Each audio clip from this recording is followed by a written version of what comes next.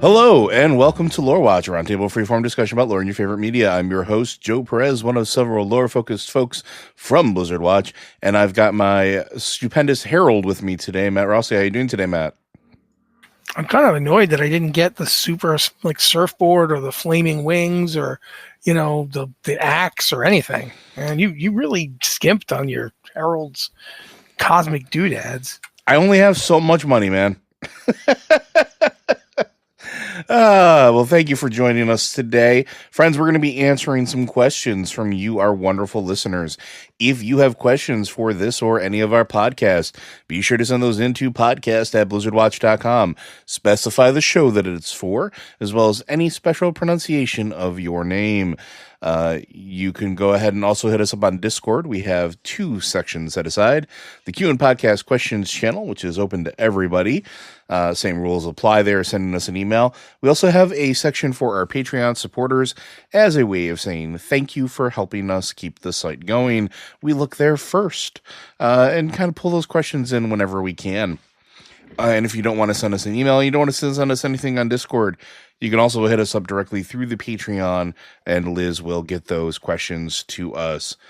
But without further ado, let's go ahead with our first question. And this one comes from Verdigree, who we've answered many in the past for.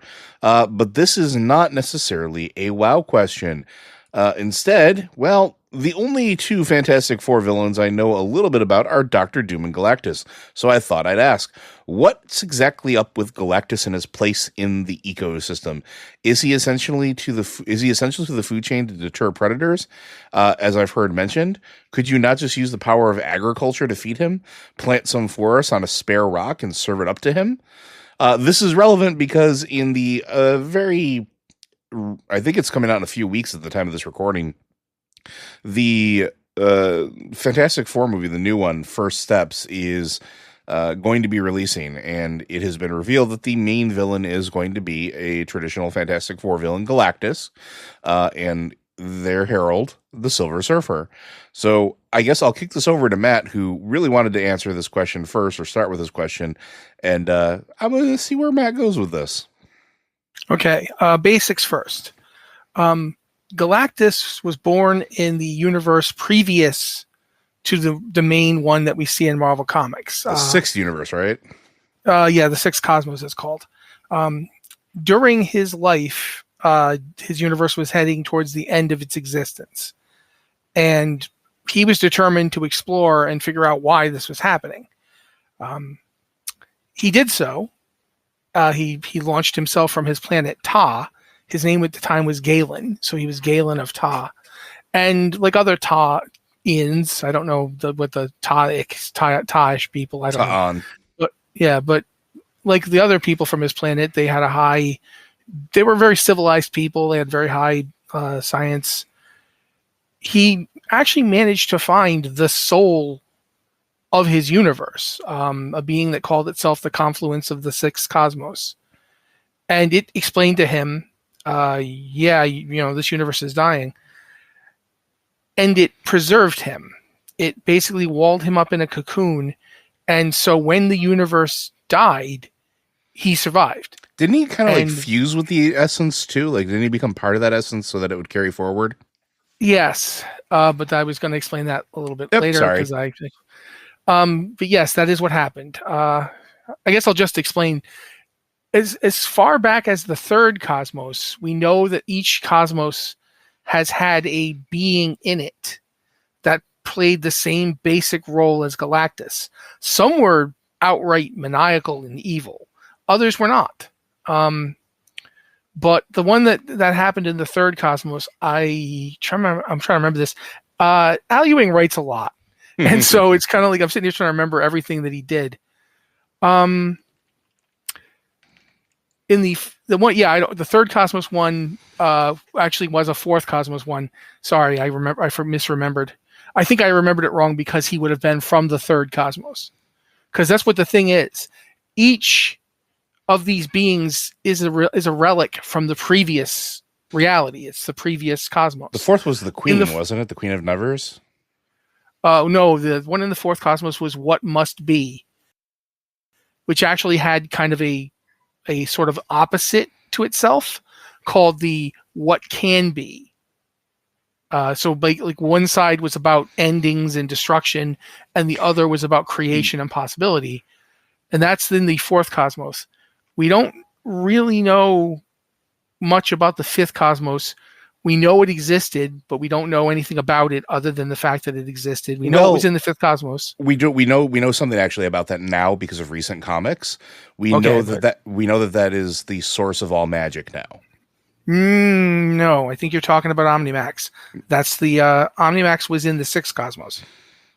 I understand that, but according to current comics, the fifth cosmos, that person was the originator of the source of all magic in the universe. This is according to the comics. Just saying. Oh, which comic? I forgot which one it was. Recently, they started doing some Doctor Strange stuff, but it explains the origin of the first Sorcerer Supreme, Moradun. Who is Moradun is Omnimax. Yeah, Moradun was the devourer. He becomes the herald. He becomes the Galactus of the sixth, but the fifth is where all magic comes from. Yeah, but that's not the devourer who lived in the fifth cosmos. That's Omnimax in the sixth cosmos. He was Moradun in the fifth cosmos. He was a Sorcerer Supreme then, but he wasn't. He wasn't the right. Yeah. Sorry. Yeah, we're one behind. Yeah, I get you. So we don't know the entity in the fifth cosmos. We don't know who he was, other than he would have been a survivor of the fourth cosmos. In the sixth cosmos, the devourer was named Omnimax, and during his time as the devourer, he was just known as Omnimax. Later, it was determined that Omnimax had been Moradun, who was the Sorcerer Supreme in the fifth cosmos at the time it ended, and basically did the same thing. He was exploring, trying to find a way to save his universe. He ran into whatever the eternity version of that time period, that cosmos was, and ended up fused with it and ended up as Omnimax. So this has happened over and over again. We don't know if it's been happening since the first cosmos, because we know the first cosmos was practically just one step removed from being like a place where your thoughts just happened. Mm-hmm. We've seen the first cosmos was very much just a place of archetypes. Whereas it's like every cosmos seems to get more, for lack of a better word, more realistic. Yeah, I don't know. They each have like names that they refer to, right? Like, and just to kind of give you a little more context before we go back into Galactus. The first cosmos was the reality of nothing. The second cosmos was the birth of creation. The third cosmos was the origin of basically the first hero. I forgot what it was, like Hierophant or something like that. That was what they call it. The fourth was the progenitor of possibility.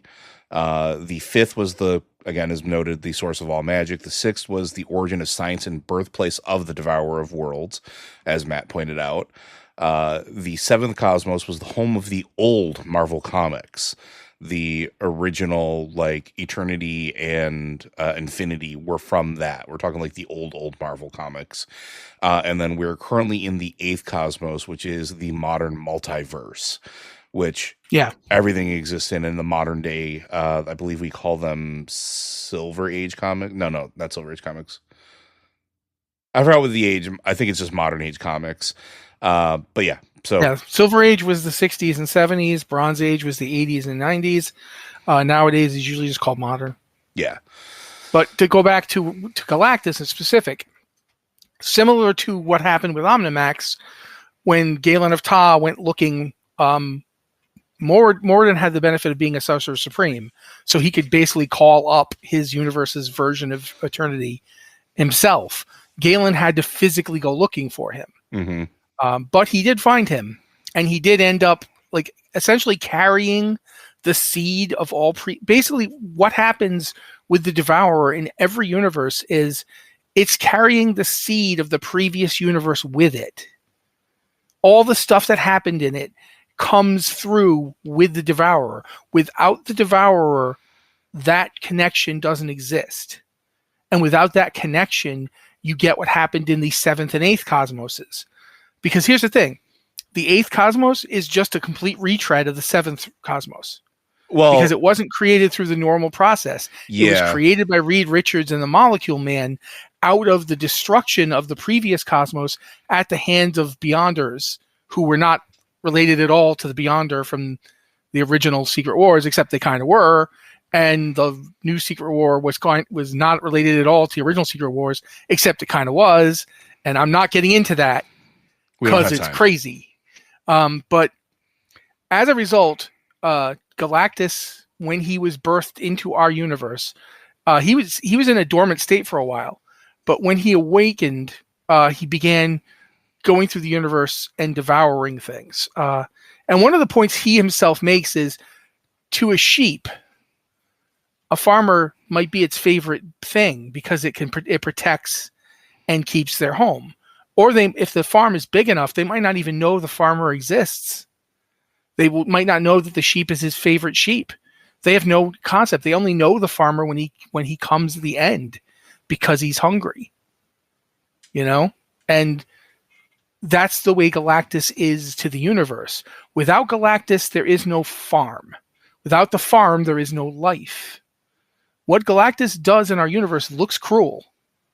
And to us, it's horrifying because we are the sheep. We're ants watching our anthills get destroyed. But the reason Galactus does it is to preserve all of eternity. Death and Eternity, they're both cosmic forces in the Marvel Universe, and also they each have an opposite who is kind of still them.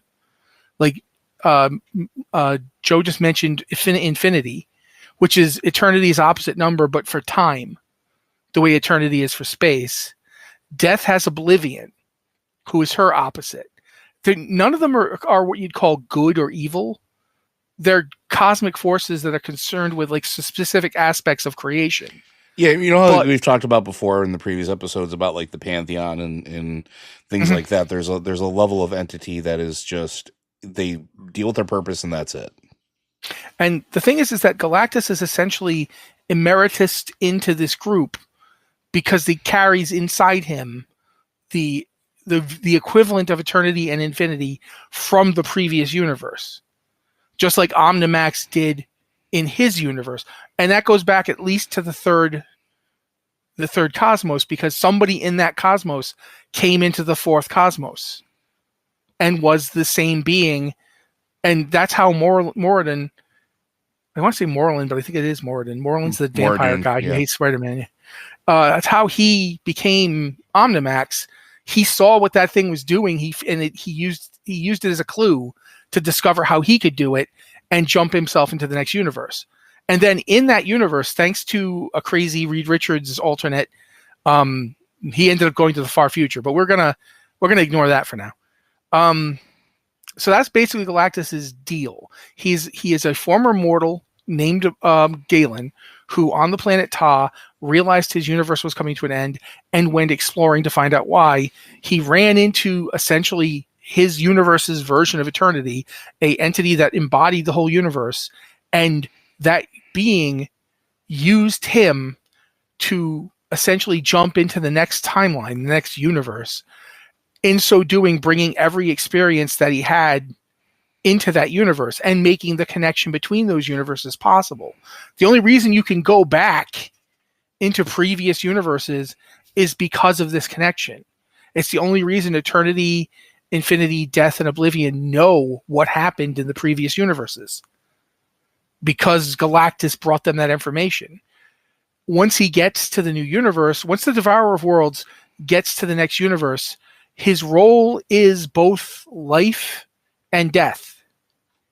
He not just by the connection of the two, he brings death to create life, but also he sometimes creates life in his life bringer form. And when he does that, he's doing it in a way that causes ultimately death. Like it's just part of the cycle. Life and death are intertwined in the Marvel Universe. So anyway, getting back to Galactus himself, you can't just plant some trees, because he has devoured planets that had no life on them at all. It's It's not life he's looking for. It's the specific energy of a world that could sustain life. The world doesn't have to be doing so. It just has to have the ability to do so. And that means there are planets out there with life on them that he wouldn't eat.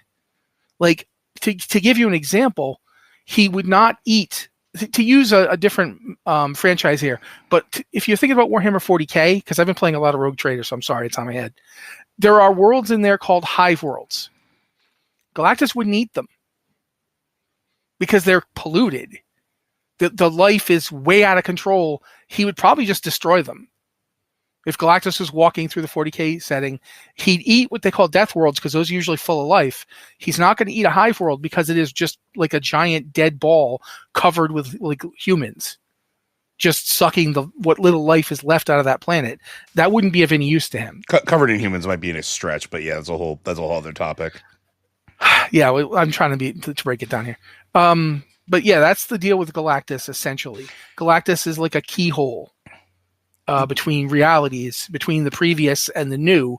And when this universe ends, it's supposed to end in such a way that eternity has time to basically pick somebody and infuse themselves into that person so that when that person will then go forth into the next universe and be the Galactus for it. Yeah, and so in a way, the weird way to put it is Galactus is essentially the ghost of a previous universe. And he's a little bit more than that too, because there's aspects of it that I think are really interesting as well. Like, we can talk about the whole Abraxas situation a little bit. Galactus has died in the comics a couple times, as far as like what constitutes death to an infinite being.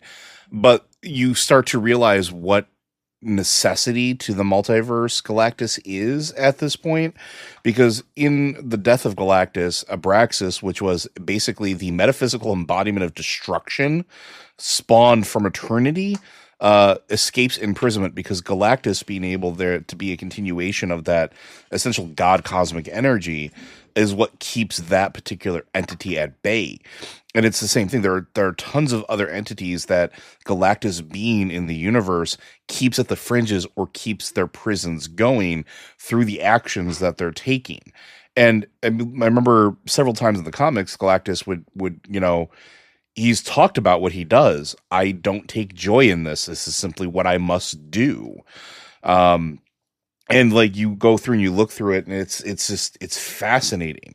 And Abraxas was the type of entity that like was able to attack Uatu the Watcher, an entity that's supposed to be so far removed and a power scale from everything that it observes and is not supposed to be able to be interacted with unless it chooses to.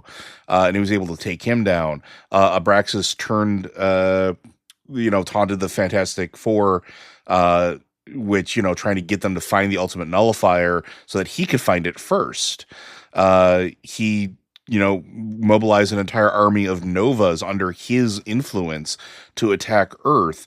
Like, all these other things that Galactus keeps at bay. Go ahead. Mm-hmm. We should point out one of the reasons that Abraxas could do all these things is Abraxas is literally the inversion. Yeah, he's the opposite. And the reason is when a universe is created, the destruction of the previous universe would create an Abraxas-like entity.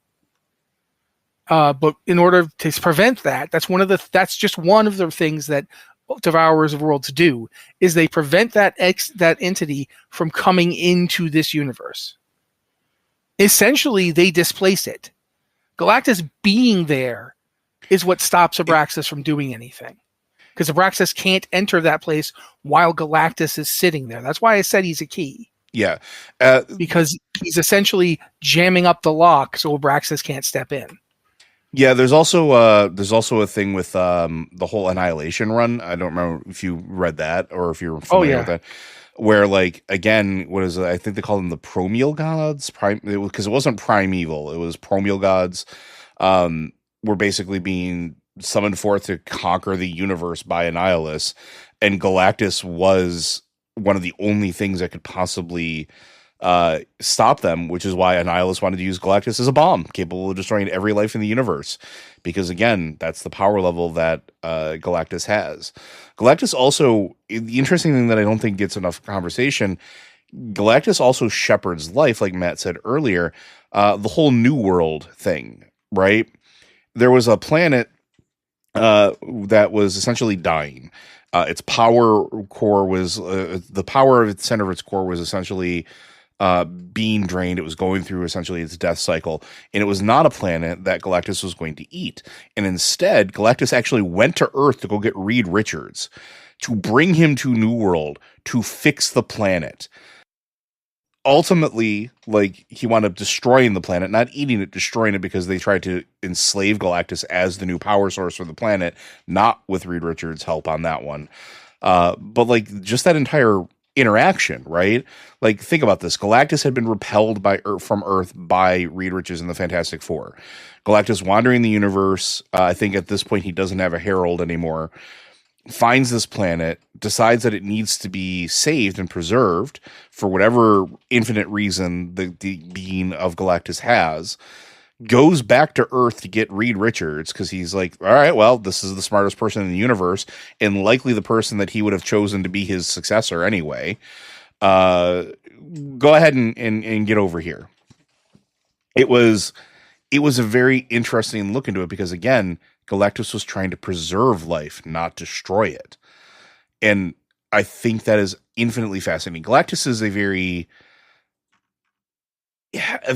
strange character for a lot of people, in that they just think of him as a harbinger, right? He's just destruction. But it's not. It's like the living embodiment, the living codex of all universes that came beforehand. And until moving from the 7th to the 8th, which again, as Matt pointed out, moving from the 7th, which was a single universe, to the 8th, which was essentially the recreation of all the multiverse by Reed Richards, resulted in a multiverse, not a single universe. And I think that's Owen Reese's fault. That's the Molecule Man's influence, in my opinion. I would agree to a certain level, but I mean, Reed should have been smart enough to understand what was going on. But that's a whole other topic. But the other interesting thing about that is that does make Galactus a multiversal being to a certain extent. Influences and pieces of Galactus exist in all of the multiverse. They take on different forms, but they all serve the same function. The original Ultimate Galactus looked a lot like the Sentinels from like the Sentinel swarms from the Matrix, where they did the exact same function. They just had far less personality. But that's actually interesting, because if you look at the original appearance of Galactus in the comic that did his secret origin, not this first Fantastic Four appearance, but the first chronological appearance of Galactus, he appears as just a cloud of energy. Yeah, which funnily enough, the Watchers. I was going to say, funnily enough, is in the first Fantastic Four movie, everybody hated, but it was comic accurate. Yeah, and in that, the Watcher is like, I could kill him now, but I can't. The universe has demanded he live, even if galaxies must die. And that goes back to the whole idea. I don't know how to get this one across, but I'm going to try. There was a comic book that was written by John Byrne. So, I have lots of thoughts about John Byrne. Most of them are not charitable, but I will give him credit on this one. It was a good idea he came up with here. When Galactus basically shows up when a bunch of alien nations, including the Shi'ar, come and grab Reed Richards and put him on trial for the crime of having saved Galactus. Because Galactus came to Earth starving and was so weakened that the heroes of Earth just beat him up. It was the first time Galactus had ever just lost a fight. He was that starving. But Reed was like, we can't let him die. He's a thinking being. It's not, the fact that he eats worlds doesn't change the fact that he is a thinking, cognizant being. I can't just sit here and watch him die. So they build a little gadget, and Thor, of all people, is the only one there who could survive providing Galactus with the energy he needed. Because unlike the other people there, Thor is a god. Thor is technically immortal until he dies. Which I know sounds contradictory, but it's the Norse gods. It's just the way they are. he manages to give Galactus enough energy to get up, but Galactus is like, this doesn't change anything. I have to eat. I mean, if you don't let me eat this planet, I'll die. So I'm gonna have to eat it. And I think it was Johnny Storm's girlfriend at the time, Frankie Ray, who is the granddaughter of Phineas Horton, who is the scientist who created the android Human Torch, and she had fire powers because he spilled some stuff on her. It's comic books, just let it go. But she's like, well, you did that thing with the Silver Surfer. You just make another Herald. I mean, he's like, I'm too weak. I would need to pick somebody who already has abilities that I could modify. I can't just make somebody like the Surfer. And she goes, well, I've got flame powers. Make me your Herald. I'll take you. I don't care about, I'll let you eat a few planets, just as long as you don't eat the one I'm on now. And they're all like, that's horrible. Don't do it. And she's like, why not? The chance to go to space and save the planet? I'm down. Galactus chooses her, makes her a Herald, and the first thing she does is take him to the Skrull throne world. Mm-hmm. And he eats it because he's hungry. When he consumes the Skrull homeworld, that becomes the cause célèbre for the trial of Reed Richards. That's why they go and grab him, because they're like, you're responsible for this. You could have let him die. And he's like, I could have let him die, but it would have been unconscionable. He was a thinking entity. I'm not a murderer. And so they're like, yeah, you're going to get boned. And then Galactus shows up. And of course, everybody, takes a dump, in their pants because it's freaking Galactus. There's a really cool moment there where everybody looking at Galactus sees something different. All the different alien races basically see themselves reflected in Galactus. Mm-hmm, which is why to us he appears as if he's a giant humanoid. Yeah. If you're like a Shi'ar, he's a big Shi'ar. If you're like, there's like a bird. No, the Shi'ar are the bird people. There's like a reptile people. He looks like a big reptile. Or he doesn't always look like them, but he looks like something they can relate to. Mm-hmm. And that's the first clue that Galactus is what he brings to the universe, all the things from his previous universe. But the other thing here is that after Galactus shows up, they'll be like, well, why should we listen to you? You kill us. Eternity shows up and basically just says, here, and in their minds, they suddenly understand Galactus's true purpose, but it's too big for them to remember it. They can only remember that it was shared with them. They can't remember what it was. And so that, to me, you ask, why can't we just, have him eat trees? We don't know, but there is a reason. It's just not one we can comprehend. Yeah, and I think the other interesting thing too is Galactus, I think, understands to a limitation of his own perception of reality, which I think is an interesting aspect of it, which is why Galactus has a Herald and pretty much always has a Herald. I think recently is one of the few, like, Galactus doesn't have a Herald where he isn't just going unhinged. But like there have been so many Heralds of Galactus over the years, Silver Surfer being probably the most famous, with Frankie Ray being the second most as far as I'm concerned. But people often forget that some other Marvel characters with very interesting moral compasses were also Heralds of Galactus at several points, and in some What If comics. Thor at one point was a Herald of Galactus. Which I think that whole story run was well worth the read if you have time. It's just fascinating to see Thor, like a god try to essentially stand against the destruction of the universe by being a Herald of Galactus. Dazzler was once a Herald of Galactus. Doctor Strange once took on the mantle of the Herald of Galactus. Human Torch did as well, as did Invisible Woman, as did Aunt May at one point in the comics. Okay, that's a what if, man. I did say what ifs at the beginning of this, did I not? That one is not. That one was an editor's week. That was an editor month comic, dude. It was absolutely, and it was when she was babysitting Franklin Richards. But this is a thing that happened, which is very interesting. Franklin himself has been made into a Herald of Galactus a couple of times, and even when he hasn't been in various universes, it's usually said that at the end of the universe he's going to be there with Galactus. Yeah, and then one of the other ones that I think is probably one of the more famous ones that has gotten a lot of attention, especially on as far as like media goes. YouTube has been pushing this a lot lately for people because of Deadpool being so recently released in movie theaters. Deadpool was not a Herald of Galactus, but in a what if or an alternate timeline, Frank Castle was as the cosmic Ghost Rider.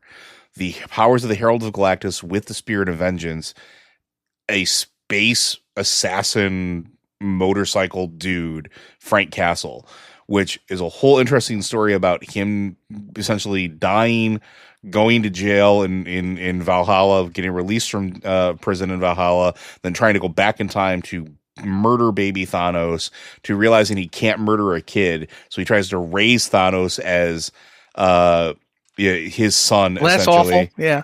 And then it turns into he's still just Thanos, so he just becomes the Punisher, but Thanos, and brings order to the universe in the way that Frank Castle would have as Punisher.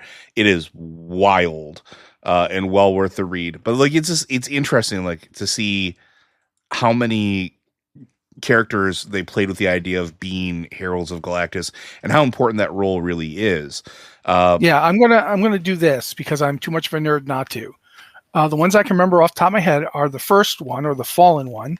And yes, I know that's also the name of the Fallen from Transformers. Not necessarily relevant, although someday we will get to talk about how I think Galactus and Unicron are the same thing, just in different timelines or something. But anyway, the Fallen one, who then he got kicked out for just being... Galactus didn't like the guy. Mm-hmm. Let's put it that way. Galactus was like, you're too into the death part of this. I'm not doing this because I like killing things. This is necessary. He was the first, I'm not a maniac. Yeah, he was the first. He's literally called the first of the Fallen one. After him, we don't know if there were any more for a while, but we know that the Silver Surfer is usually considered the best of them, both morally and just in terms of power. He was just the strongest. After him, he got himself exiled to Earth. After a while, Galactus was like, okay, I need to get a new one. He ran into a dying Xandarian named, what was he? Gabriel. Yeah, his name's Gabriel. Gabriel Land. Yep. Yeah, and he basically becomes the next Herald. He becomes the Airwalker, who has kind of power over air and flying. He eventually ends up dying and becoming a robot, and the robot is the Herald of Galactus as well. Yeah, an android duplicate of him was made, yeah. Yeah, that's all very complicated.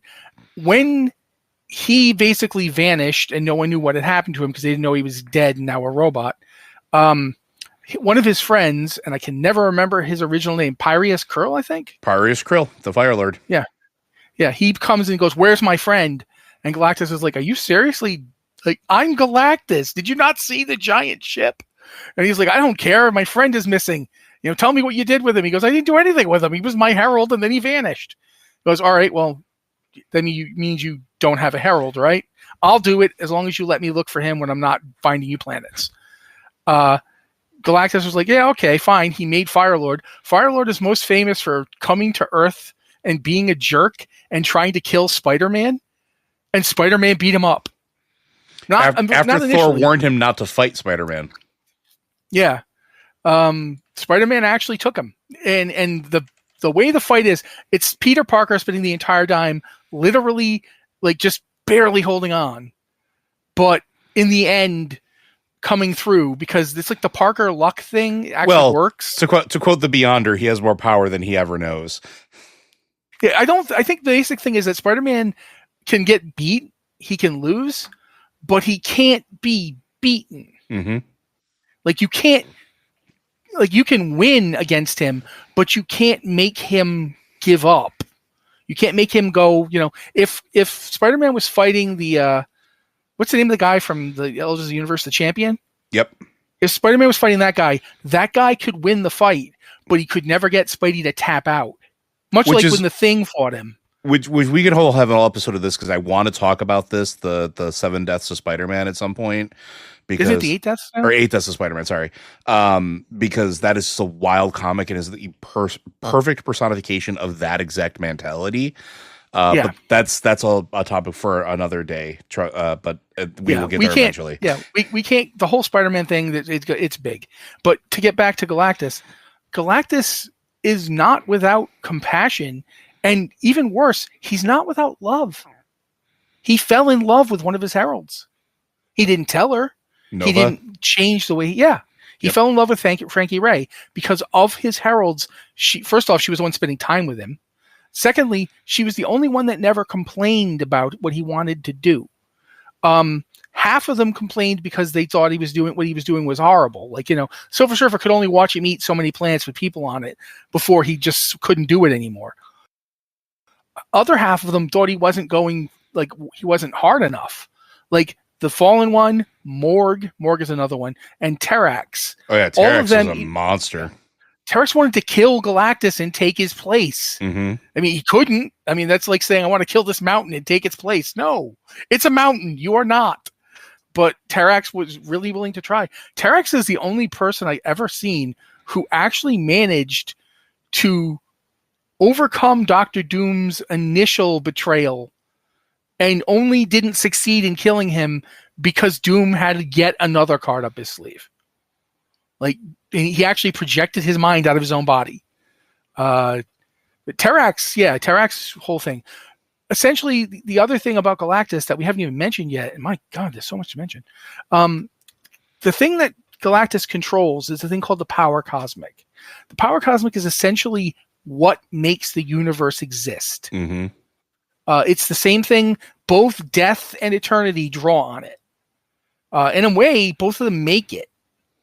And that's the other thing to keep in mind, too. In this universe where you have the two dark, death-obsessed beings and the two life beings, they're not opposed. They don't fight. Death is eternity's sister. Like, if he found out somebody was messing with her, he'd try and stop it. And the same goes for Oblivion and Infinity. And in a way, each other as well. So, in this whole thing, you need a balance point. And the balance point of the fulcrum that is these forces is Galactus. What Galactus does affects that balance, which is another reason why entities like the Celestials, somebody who has an Infinity Gauntlet, they're the kind of things that you require a being like Galactus to stop. Mm-hmm. His existence. Saying he is ridiculous. Galactus does not have a gender, but we look in the comic and it looks like a big dude, so we're like, oh yeah, he's a big dude. Galactus is an entity that remembers being a mortal being, but now is not, mm-hmm. and will exist potentially into the next universe for all we know. He's already done it once. Like every time Galactus dies, he almost immediately gets up again. Because death can't really hold him, and life doesn't really contain him. So yeah, there's a ton of reasons why you can't just plant some trees on a planet and have Galactus go eat it. You need a world that actually could sustain life. That's why we can't just say, hey, look, why don't you eat Mars? It's right there. There's some microbes that used to be on it. Mars is not a planet that has the potential for real sustained life on it. And therefore, it is not suitable for Galactus's purposes. Oddly enough, there are planets that Galactus, has straight up eaten without there being life on them. Mm-hmm. And that's what the Silver Surfer used to try to do all the time, was find him one of those worlds. But in the end, it's usually much easier for Galactus. And you think about it, it'd be like if you had a friend who kept not letting you have that sandwich. Like, no, we got to go over to this one. That one's 20 miles away. I can't go to the 20. The sandwich is right here. Dude, that sandwich is covered in microbes. Those microbes have as much right to live as you do. That's kind of what it was like hanging out with the Silver Surfer. He's like, oh my God, why did I make friends with this cockroach? Now he won't let me eat anything. If you have anything else to say, go for it. I think I've covered pretty much everything I'd like to talk about with Galactus, although there's always more, but that's the same with everything. Yeah, there's always more. And I know that one of the other offshoot questions is the alternate reality Galactus is, or in some cases, what's happening with Marvel Rivals with the daughter of Galactus, Galactica, which that's a whole other section of story which we could talk about if people are interested in. But yeah, I do have to say I find her charming. Let's put it that way. I find her charming. But we might talk more about this stuff as the Marvel movies hit their new phase, because I do think this is one of the more interesting phases, specifically because I do think that bringing Galactus back at this time and bringing the Fantastic Four back in general is really good timing and very, very interesting, at least to me. I will point one other thing too. This is not about the comics at all. This is about the people who make the comics, but I feel like that's a side note. When Galactus was originally created, it was because Jack Kirby kept saying to Stan, we can't just have him fight another villain. They should fight God.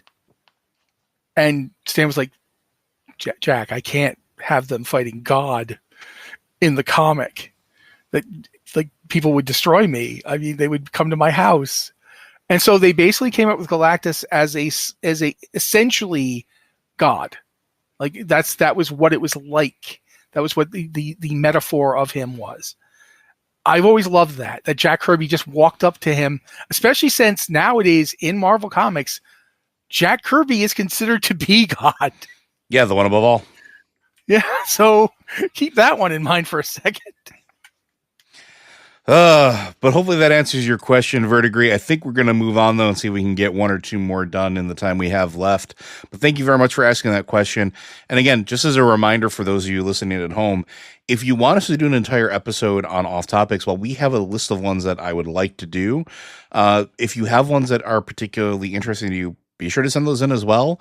If they line up with stuff that is relevant or stuff that we are currently looking at doing anyway, it's probably a good chance that it's going to get done. And if not, we bank it for later. So please go ahead and send those in. Please ask Joe to talk about Warhammer 40K so I can get him to explain the God Emperor to you guys. And for those of you at home, a little behind the curtains, I have a document of all the questions that I keep updated that you guys send into us, and I try to pull from those questions whenever we have like a theme or something that I can base them around, or if it just makes relevant sense. I also have a list of themed shows that I would like to do, and 40K is definitely in there. Explaining the Imperium of Man is in there, as is explaining orcs, as is explaining Eldar and other various things, because I absolutely love 40K. So if that's something this one goes fast because it's red. This one very sneaky because purple. Anyway, if you are interested in stuff like that, please let us know, and we'll be more than happy to do a show about it. Please, I'm begging you, let me know if this is something you're interested in. But we're going to move on to our next question, which is from One Up versus CPU. Does the no corpse, no death rule apply to Gallywix? He is crushed under his mech in the cutscene, but his corpse is nowhere to be seen when you go and loot. I think it's just kind of hand waved here that his body is under the mech when you're looting it, because it's very rare that a big boss sequence, it's very rare that the body is left behind unless there's like a reason why the body is left behind. In the case of like Sylvanas, it was because, well, she wasn't dead. We just knocked her unconscious. So I don't know, but I do think he is actually dead. And the reason I say that is because I don't think anybody cares enough to try to save him. And I mean that in like the galactic sense as well. I don't think Xalatath has any use for him anymore, because he at this point has already repaired the Dark Heart, and the Dark Ethereals have already received it. So she doesn't have any reason to deal with him at all. As a matter of fact, one of the sequences that lead up to this is her saying, "You failed me. Peace. I'm out of here." Him begging to make some form of deal, and her just noping out and leaving him to basically get dead by us. I don't know that the goblins that we leave behind too, because that's the other thing to keep in mind. Gazlo and the rest are still there when we leave the Galagio. I don't know that they would let Gallywix live. And I'm not saying that as in they're bloodthirsty. I'm saying that they understand that if he is alive, there will be no peace for the goblins. Goblin society will not be able to move forward, and in fact, they'll just get dragged behind. And in the post sequence of the Galagio, there's a series of quests where you essentially find the heir to the Galagio, the heir of Gallywix. And that pretty much is, yes, they've seen the body, they know he's dead for a fact, but also it's Warcraft. Death doesn't necessarily mean the end. Like, maybe his ghost comes back, or we don't know where in the, I mean, I would assume he's in Revendreth in the Shadowlands at this point. Yeah, he ends up in the Shadowlands, but his greed is so all-consuming that he basically starts devouring other people's anima instead of releasing his own, and he grows into a gigantic bloated monstrosity that waddles around Revendreth, belching forth, weird capitalist sayings while stomping on buildings. That could happen. I'd watch that movie. I'd watch that movie. I mean, but that's the thing, isn't it? We could sit here and tell you all the reasons why he is dead. Mm-hmm. But the second somebody on the writing team decides he isn't dead and convinces people to go with it, he won't be dead, because these are fictional characters. And I don't know how popular Gallywix is. I don't think Gallywix is super popular with people. I don't think it would bug them if they never saw him again. But if they thought there was a reason to bring him back, they might.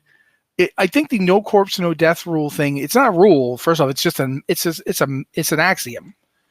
It's something people tell you, hey, this is a trope. You got to keep this in mind. This is the kind of thing that works for characters like the Joker. The Joker is never going to be dead. Mm-hmm. It doesn't matter. You could have him on, in a panel, impaled by a stalagmite with, you could have literally everybody there. Superman X-raying him. Yeah, that's definitely the original Joker. Batman, absolutely, 100% the Joker. Doesn't matter if the Joker if they want to bring him back from the story, and they do, they're gonna do it, and they don't care. But does Gallywix have that kind of juice narratively? Do people think, oh wow, I've got the ultimate Gallywix story to tell? I don't know.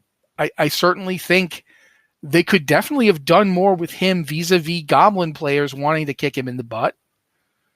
I feel like if you're playing a Goblin, you never get your personal revenge on Gallywix. That's kind of how I feel. I don't feel like this patch has given you personal revenge against Gallywix for all the things he did. At the end of the time that he does all these horrible things, essentially enslaves you, and he gets given control of goblins in the Horde. And you never really get payback for it. But I don't know. What do you think, Joe? You feel like you've gotten revenge on it? The thing is, I don't know that I necessarily, because I'm playing a Dark Iron Dwarf, I don't know that my character really cares, right? If you were a Goblin, if I was a Goblin, I don't know that I would have necessarily gotten my revenge. I don't think so. So I don't know. You raise a very interesting point. I don't know what else to say about it, but No, I feel like we've covered this. Yeah. I feel, he'll come back if there is a reason for him to do so. His death doesn't serve such a big narrative purpose that it would be weird for him to come back. Like, he's not Uncle Ben or Anduin Lothar, the Uncle Ben of Azeroth. Mm-hmm. That gets into some weird places, but anyway. So there's no narrative reason not to, except that there's no narrative reason to, if that makes sense. Yeah, fair enough. All right, I think we're going to move on to the next one, and this one comes from Mementh. In Lore Watch, the show that we did where, about the Nazrethim, about 20 minutes in, you mentioned that the Nazrethim were there to keep anyone from gaining the advantage. And there is a one world quest where such a statement is made about the Arathi and spider people fighting in a balance. Is this a nice link? So we often talk about this where there's a level of cycles in Warcraft storytelling. They'll repeat a cycle of things mirrored somewhere else. It might not necessarily involve the same people, or it might not even be in the same timeline, but you'll see parallels drawn between them.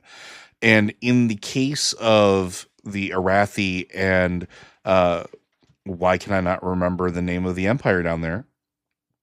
I mean, I know they're Nerubians, but I don't know the name of the actual. I want to say no. It's not Ankatet. I don't know what they are. But in dealing with the Nerubians, you see a level of that sort of reflection where they're at a stalemate all these years. And the only thing that starts to break that stalemate is the arrival of Xalatath and the night cycle of Beledar. It's a parallel, but it's not necessarily a link, right? These things can happen simultaneously and not be related to each other whatsoever. And I know the thought here, because I've heard this from a lot of folks, and I've seen this on Reddit quite a bit, actually, is that the Nazrethim are behind the war of the Arathi and the Nerubians there.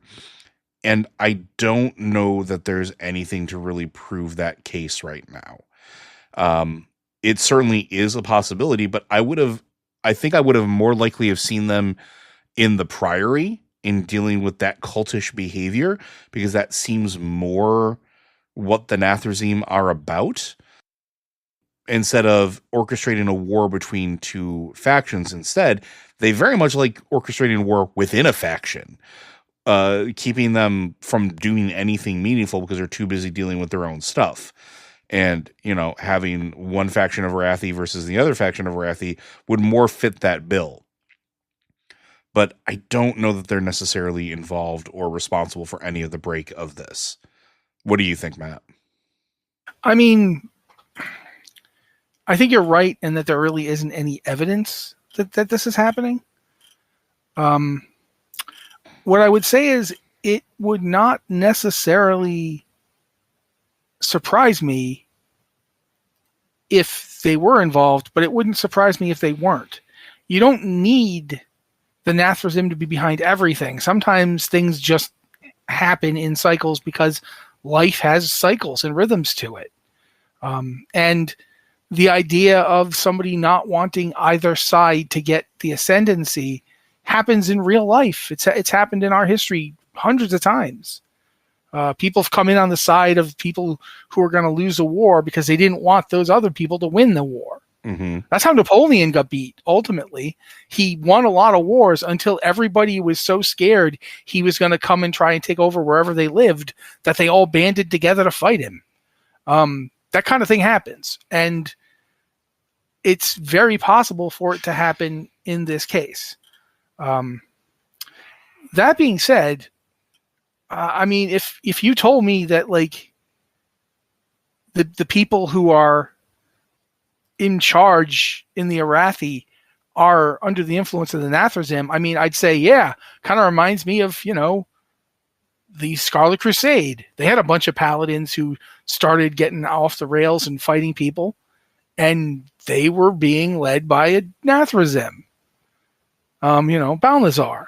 So I wouldn't be stunned if there was somebody, I mean, obviously not my favorite, the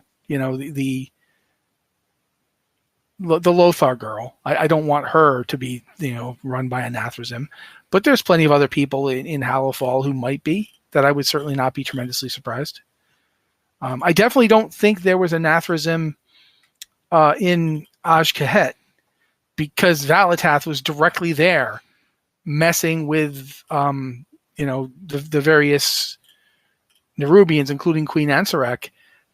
The Nerubians would not want to go up against her toe-to-toe. That's not their deal. Mm-hmm.